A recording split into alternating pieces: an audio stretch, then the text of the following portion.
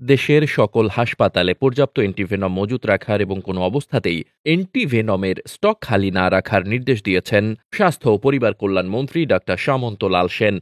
আজ শনিবার সকাল 10টায় অনলাইন প্ল্যাটফর্ম জুমে সারা দেশের সিভিল সার্জন, পরিবার পরিকল্পনা কর্মকর্তা, বিভাগীয় পরিচালক, মেডিকেল কলেজ হাসপাতালের পরিচালক সহ দেশের সকল স্বাস্থ্য বিভাগের কর্মকর্তাদের সঙ্গে মিটিংয়ে তিনি এই নির্দেশনা দেন।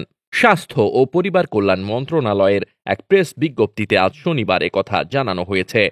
সভায় স্বাস্থ্যমন্ত্রী দেশের বিভিন্ন জেলার সিভিল সার্জন ও মেডিকেল কলেজ হাসপাতালের পরিচালক, বিভাগীয় পরিচালকদের সঙ্গে সর্পদংশন ও রাসেলস ভাইপার নিয়ে কথা বলেন এবং সামগ্রিক পরিস্থিতির খোঁজ খবর নেন।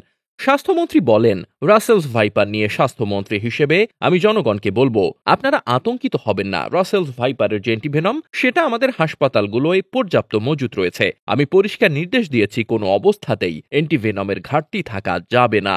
স্বাস্থ্যমন্ত্রী আরও বলেন, সর্পদংশনের ক্ষেত্রে সবচেয়ে গুরুত্বপূর্ণ বিষয় হচ্ছে রোগীকে দ্রুত ডাক্তারের কাছে নিয়ে যাওয়া। অনতিবিলম্বে ডাক্তারের কাছে নিয়ে গেলে এক্ষেত্রে যথাযথ চিকিৎসার মাধ্যমে রোগীকে সম্পূর্ণ সুস্থ করে তোলা সম্ভব।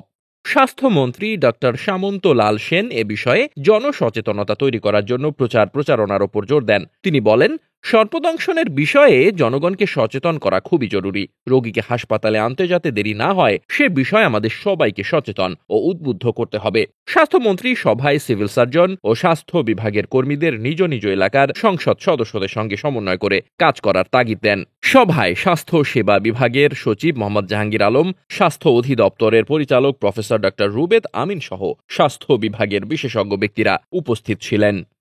ডেস্ক রিপোর্ট, বার্তা বাজার।